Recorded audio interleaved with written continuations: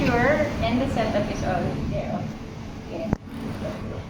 Parang easy is the space, like this canvas. So the artwork is the space. So this is a collaboration with sila Chkxku. So they provided the wall art, and then on our end naman, we put together a certain number of pieces which we thought would complement the artworks, which was yung in theme with the concept play.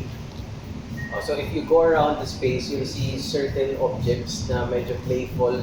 Behind you guys is a Virgil Abloh Vitra collab. They only made around 100 pieces. That's a loan piece I borrowed it from a collector. They only made 100 pieces of that chair. It's actually a reimagined version of the 1940s design by John Gray.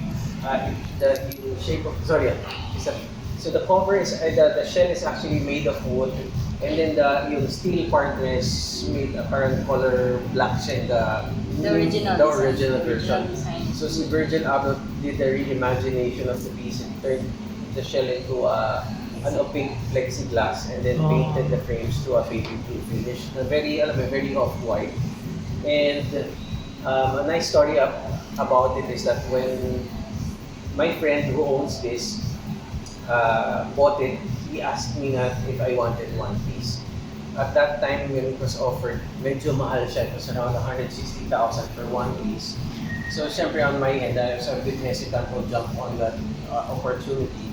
But after a few hours, sabi ko, I feel this is one of those pieces that will appreciate it. But sadly, wala na yung piece.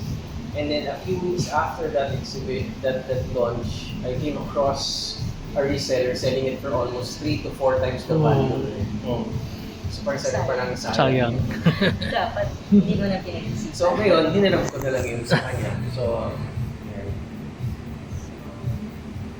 paano nag-start yung MCM? Briefly. Okay. Midcentury Manila actually was parang accidental siya. We Ken was really into collecting chairs. Even before collecting chairs was a thing. Parang kala namin, it was so absurd. It's a weird thing to collect a chair. So that was maybe over 10 years ago before we started building our house. We got into collecting mid-century modern furniture pieces. And over the course of time, we had built up a lot of parang excess pieces that were just in storage. So we decided to unload some items on Facebook at the time. So we would sell them. So in a Facebook group na buy and sell, we would post lang yung excess furniture namin that was in our garage, in our bodega.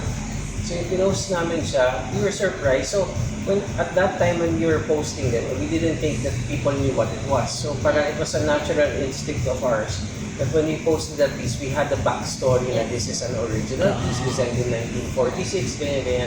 Sayang kasi parang we were decluttering, but because they're part of a collection, sabi ni Ken, people need to understand that may value siya, hindi siya yung parang reproduction piece or whatever. So it was important that, the story of the designer is conveyed and maybe market value abroad kasi dito at the time it really wasn't that well known. So we were known as parang the sellers that had a backstory for every piece.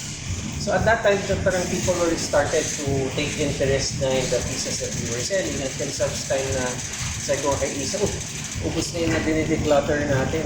Tapos all of a sudden, parang the demand is still there. So what we did is we got back to those suppliers I would get those from, and I said, meron pa ba kayo?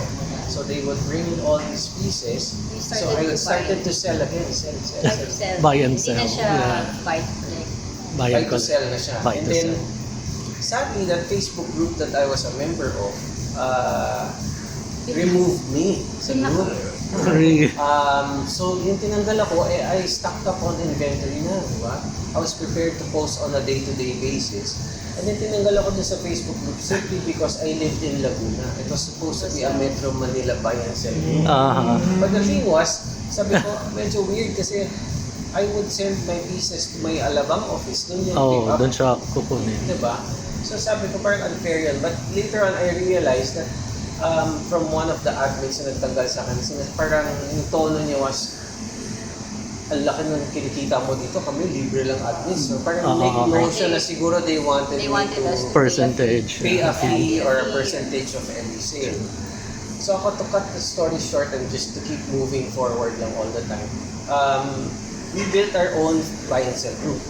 So when we built our own buy and sell group, ang nangyari nun is we got admins, we put up together a furniture group, and then it grew again. All the buyers from that group moved to my To- group, to you.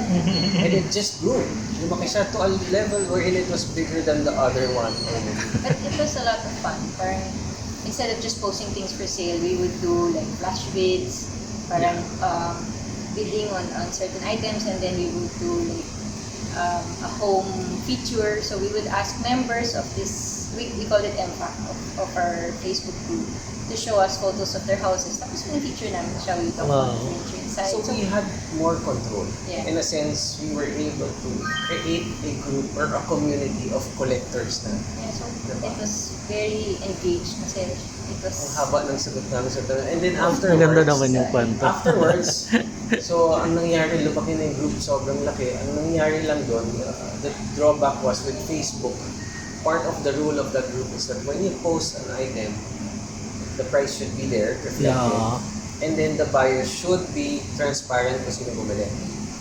It was good at a certain point, but when we realized that we were actually breeding more competitors. So competitors, mura, ganito yung presyo niya. So they started to sell lower. So prices were starting to go down, which is fine. Ako, I understand the concept of competition. But later on, since transparent yung buyers doon, ang ginagawa ng iba, pinapoach na nila. Parang the ones who lined up for a piece, mini-message nila. So let's say I sold this chair. So binenta ko to, kanya sabihin natin 60,000. So may nagpila na isa, may pumila tatlo. Transparent, di ba? May isang may ganito. bids sila. Mini-message and meron akong ganyan na 54,000 na. Sinusulot So nangyayari, people started backing out sa sale.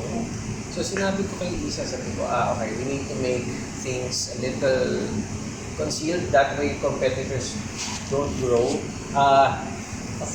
So anyway, so ang nangyari nun, that's when we decided let's put our own Midcentury Manila, wherein the buyers are concealed, the prices are not on display, and that way competitors will have a difficult time trying to figure out how we price or what we So, good way na rin to catalog the items that we sell. Kasi in Facebook, diba, pinost mo, and then may post na iba, parang nawawala. So, every time there would be an interested parang collector, it's hard to show them what we have. So, Instagram was a better parang platform to us to do it. So, that's where we came up with the name Midcentury. Midcentury.